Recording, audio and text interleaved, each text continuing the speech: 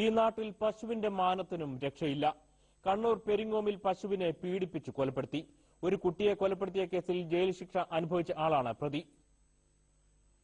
കക്കറ കായപ്പൊയിലെ 3 വയസ്സ് പ്രായമുള്ളതും 6 മാസം ഗർഭിണിയുമായ പശുവിനെയാണ് പ്രകൃതിവിരുദ്ധ ലൈംഗിക പീഡനത്തിന് വിധേയമാക്കിയ ശേഷം സമീപത്തെ റബ്ബർ തോട്ടത്തിൽ കഴുത്തുമുറുക്കി കൊന്നത്. സ്ഥലവാസിയായ വിജയകുമാർ എന്ന 37 വയസ്സുകാരൻ അറസ്റ്റിലായി. നാട്ടുകാർ നൽകിയ സൂചനയെ തുടർന്ന് പെരിങ്ങോം SI KV ഗംഗാധരനും സംഘവും സംഭവസ്ഥലം സന്ദർശിച്ച് പ്രതിയെ പിടികൂടുകയായിരുന്നു. ഡീറ്റ എന്ന പോലീസ് നായയും പ്രതിയുടെ വീട്ടിലേക്കാണ് ഓടിയെത്തിയത്. CK ജയചന്ദ്രന്റെ നേതൃത്വത്തിലെത്തിയ മൊബൈൽ ഫോറൻസിക് സയൻസ് ലബോറട്ടറി സംഘവും പ്രതിയുടെ പങ്കിന് തെളിവ് കണ്ടെത്തി. പശുവിനെ കൊലപ്പെടുത്തിയ സ്ഥലത്തിനടുത്തുനിന്ന് പ്രതി ഉപയോഗിച്ചിരുന്ന കമ്പിളിയും കണ്ടെടുത്തിട്ടുണ്ട്. Padiyottuchal veterinary surgeon Biloni Chacko postmortem നടത്തി. പിടിയിലായ പ്രതി കാസർഗോഡ് ജില്ലയിൽ ഒരു കുട്ടിയെ ശ്വാസം മുട്ടിച്ചു കൊന്ന കേസിൽ ജയിൽ ശിക്ഷ അനുഭവിച്ച് ഇറങ്ങിയതാണെന്ന് പോലീസ് പറഞ്ഞു.